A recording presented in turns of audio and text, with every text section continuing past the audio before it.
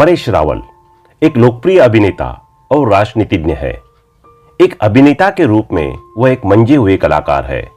वह हर तरह के किरदार को बेहद संजीदगी से निभाते हैं।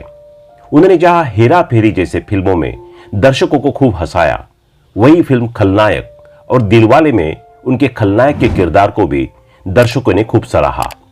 उन्होंने अपनी फिल्मी करियर में 3 बार फिल्म फेयर पुरस्कार और 1 बार राष्ट्रीय पुरस्कार जीता है। इसके अलावा उन्हें साल 2014 में पद्मश्री पुरस्कार से सम्मानित किया जा चुका है। उनका जन्म 30 मई 1950 को मुंबई, महाराष्ट्र में एक गुजराती ब्राह्मण परिवार में हुआ था। उनके पिता का नाम दयाल रावल और माता का नाम धनलक्ष्मी है। जब वो बहुत छोटे थे तब उनका परिवार मुंबई शिफ्ट हो गया। उनका बचपन मुंबई में बीता और उन्होंने अपनी पढ़ाई मुंबई से ही की। उनकी पत्नी का नाम स्वरूप संपत है, जो साल 1979 में मिस इंडिया भी रह चुकी है। उनके 2 बच्चे हैं, आदित्य और अनिरुद्ध।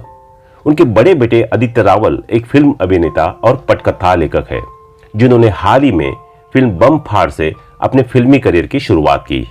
उन्होंने अपनी प्रारंभिक शिक्षा महाराष्ट्र बोर्ड के सरकारी स्कूल से की। बाद में उन्होंने नरसी मुंजी college of commerce and economics से सिविल इंजीनियरिंग की पढ़ाई पूरी की। उन्होंने अपने फिल्मी करियर की शुरुआत साल 1982 में गुजराती फिल्म नसीबनी बलिहारी से की थी, जबकि उनकी पहली हिंदी फिल्म साल 1984 में रिलीज हुई फिल्म होली थी। गुजराती और हिंदी फिल्मों के अलावा उन्होंने तेलुगु और मराठी फिल्मों में भी काम किया है।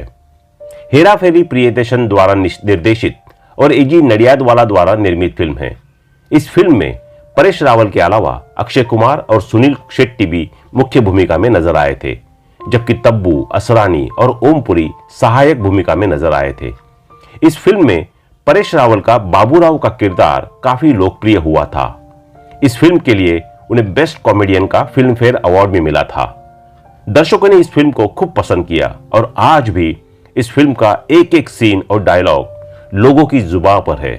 साल 2002 में रिलीज हुई फिल्म आवारा पागल दीवाना में अक्षय कुमार, सुनील शेट्टी और परेश रावल की तिकड़ी फिर से एक साथ दिखाई दी। इसके अलावा इस फिल्म में आफ्ताब शिवदसानी, जॉनी लीवर, अमृता अरोड़ा और प्रीति झंगियानी भी सपोर्टिंग रोल में नजर आए थे। यह फिल्म भी बॉक्स ऑफिस पर सुपरहिट रही थी और इस फिल्म के लिए परेश रावल को फिल्म फेयर अवार्ड भी मिला था। साल 2005 में रिलीज हुई फिल्म गरम मसाला का निर्देशन प्रियदर्शन ने किया था। इस फिल्म में परेश रावल ने अक्षय कुमार और जॉन अब्राहम के साथ काम किया है। इस फिल्म में परेश रावल ने अक्षय कुमार के कुक की भूमिका निभाई थी।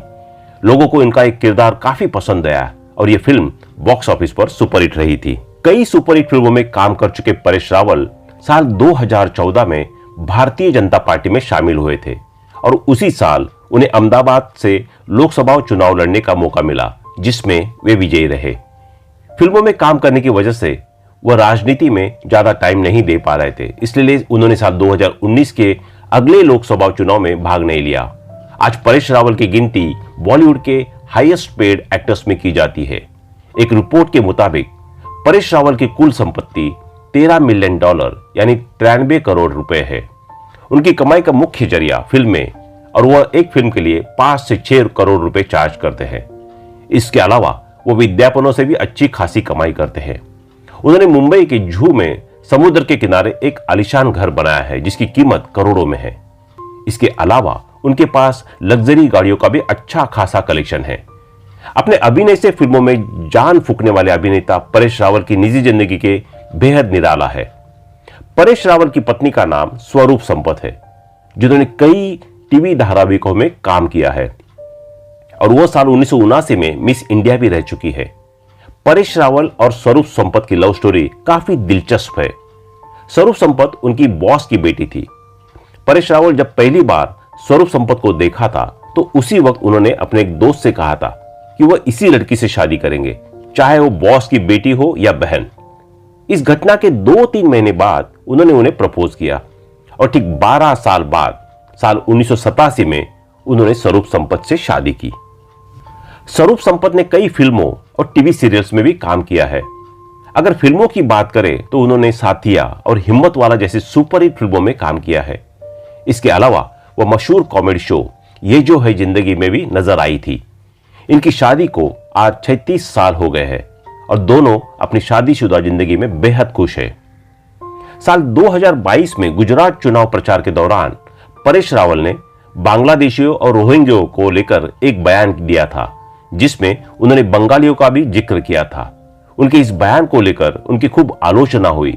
हालांकि उन्होंने अपने इस बयान के लिए माफी मांग ली है। गैस सिलेंडर की कीमत के बारे में बोलते हुए उन्होंने कहा था कि आज गैस सिलेंडर महंगा हो गया है, लेकिन ये कीमत कम हो जाएगी, लोगों को रोजगार भी मिलेगा। लेकिन अगर बांग्लादेशी और रोहिंग्या शरणार्थी दिल्ली की तरफ आपके आसपास रहने लगे तो आप गैस सिलेंडर क्या करेंगे? क्या आप बंगालियों के लिए मछली पकाओगे? उनके इस बयान में क्या आप बंगालियों के लिए मछली पकाओगे, इस बात को लेकर वह विवादों में घिर गए थे। उनके इस बयान के लिए उन पर एफआईआर भी दर्ज की गई। उन पर सामाजिक सौहार्द बिगाड़ने का आरोप लगाया गया था। उन्होंने अपनी फिल्मी करियर की शुरुआत साल 1984 में फिल्म होली से की, जिसमें उन्होंने सहायक भूमिका निभाई थी। उन्होंने 1980 और 1990 के दशक में 100 से अधिक फिल्मों में काम किया, जिसमें ज्यादातर फिल्मों में उन्होंने खलनायक की भूमिका निभाई थी। उन्होंने अपने फिल्मी करियर में कई फिल्मों में सहायक अभिनेता का किरदार निभाया, लेकिन वह साल 2000 में रिलीज हुई फिल्म हेरा फेरी में बाबूराव गणपतराव आपटे के किरदार के रूप में बहुत लोकप्रिय हुए। फिल्मों के अलावा उन्होंने कुछ सीरियल्स में भी काम किया है, जैसे मैं ऐसी क्यों हूं, तीन बहू रानियां और लागी तुझसे लगन इत्यादि। साल 2014 में भारतीय जनता पार्टी की ओर से अहमदाबाद निर्वाचन क्षेत्र से लोकसभा सदस्य बने। वर्ष 2014 में उन्हें कला के क्षेत्र में उत्कृष्ट कार्य के लिए पद्मश्री से सम्मानित किया गया। तो दोस्तों, अभी के लिए बस इतना ही। मिलते हैं अगले वीडियो में। तब तक आप अपना ध्यान रखिए। Bye bye.